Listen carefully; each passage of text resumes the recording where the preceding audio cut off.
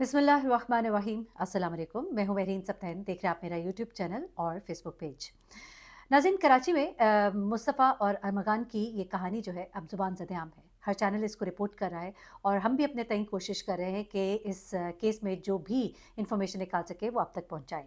Course में से बहुत सी इन्फॉर्मेशन ऐसी होती है जो आप पहले जान चुके होते हैं, लेकिन ज़ाहिर-सी बात है कहानी तो एक ही है। हर कोई आपको नई-नई कहानी तो नहीं सुना सकता, लेकिन ऐसे में कुछ बहुत एक्सक्लूसिव चीज़ें मेरी टीम ने भी डिग आउट की हैं। कुछ ऐसे हमारे रिपोर्टर्स भाई हैं कराची में जिनसे मैं राब्ते में हूँ और वो बहुत एक्सक्लूसिव चीज़ें जिनको अभी कोई ज़िक्र इस तरह से नहीं कर रहा, क्योंकि कहानी इतनी सादी नहीं है। जैसा कि मुस्तफ़ा की वालिदा ने कहा कि बात इतनी सादी नहीं है कि काले शीशों वाली गाड़ी इतनी चेक पोस्टें क्रॉस करती हुई चली जाए और एक चेक पोस्ट के इतने करीब उसमें इतना बड़ा धमाका हो और उसके बाद उस पर कोई नंबर प्लेट भी ना हो और कोई उसको पकड़े भी ना, कोई उसको रोके भी ना। तो यकीनन ये एक बहुत बड़ा नेटवर्क है और जितना कि असलहा यहाँ पर मिला है, अब अरमगान के वालिद जो है वो मीडिया पर आकर बातें कर रहे हैं, इंटरव्यूज़ दे रहे हैं। आज चैनल को उन्होंने एक इंटरव्यू दिया, उसके बाद उन्होंने मीडिया टॉक की और उसमें उन्होंने बहुत सी बातें जो है वो बताई हैं।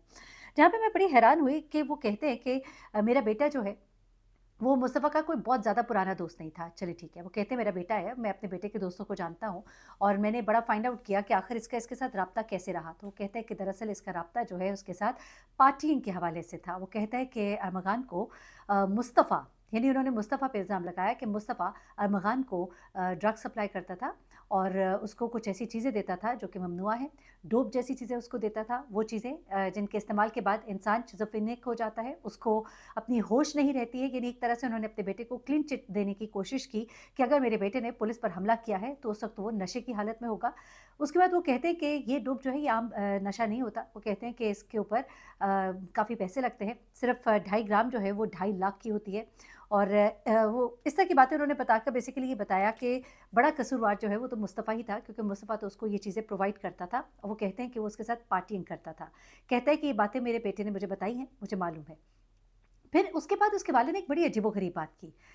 इसके वालिद का एक अंदाज़ था जब वो अदालत के बाहर मौजूद थे और जब अदालत के बाहर मौजूद थे, ज़ोर-ज़ोर से चिल्ला रहे थे और कह रहे थे, "उस जज को मेरे सामने लाओ, ये करो, वो करो।" फिर उस वक़्त उन्होंने एक और हरकत भी की, जिसको शायद किसी और ने नोट ना किया हो, वो मैं अभी आपको बताती हूँ कि वहाँ से जब शराज़ गुज़र रहा था पुलिस वालों के साथ, तो इन्होंने शराज़ को रोकने की, उससे बात करने की कोशिश की और चिल्ला कर कहा कि, "मैंने तुमसे 10 तारीख को बात की थी ना।"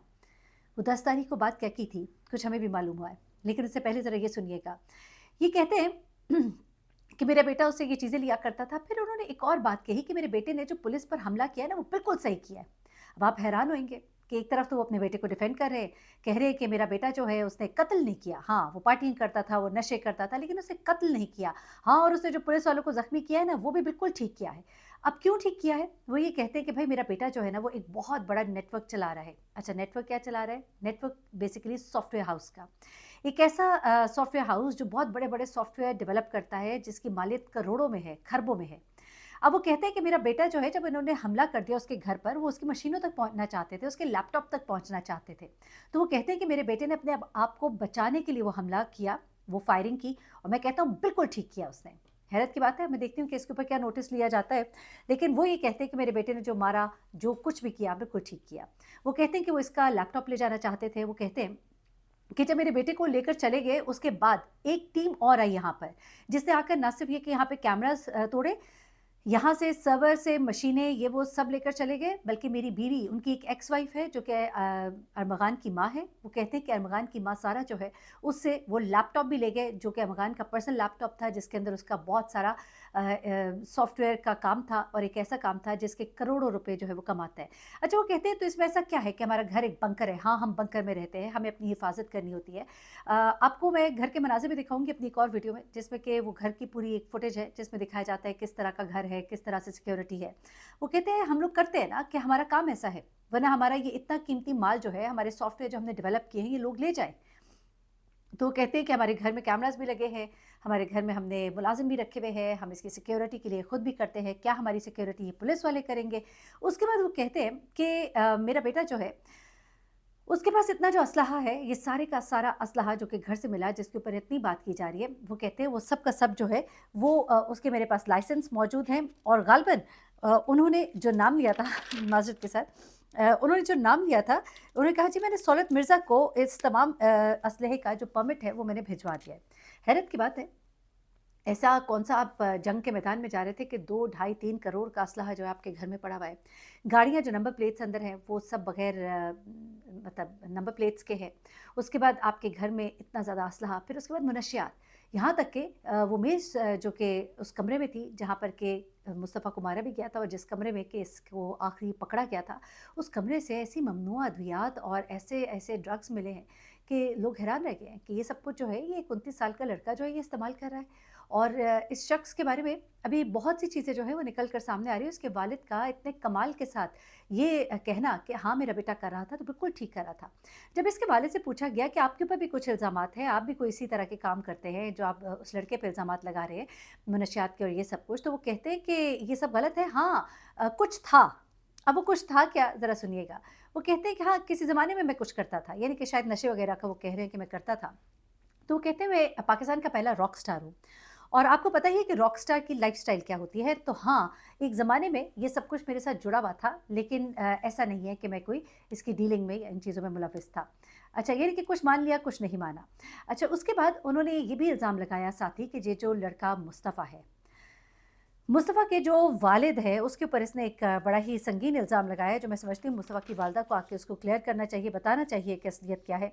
वो कहते हैं कि मुस्तफ़ा के जो वालिद हैं, वो कस्टम में थे और कस्टम में होते हुए कस्टम में मुलाज़िम थे और कस्टम में होते हुए उन्होंने कुछ चीज़ें ऐसी इम्पोर्ट की थी, जिसको आप शायद ड्रग्स भी कह सकते हैं और उनके ऊपर इस पर केस भी था।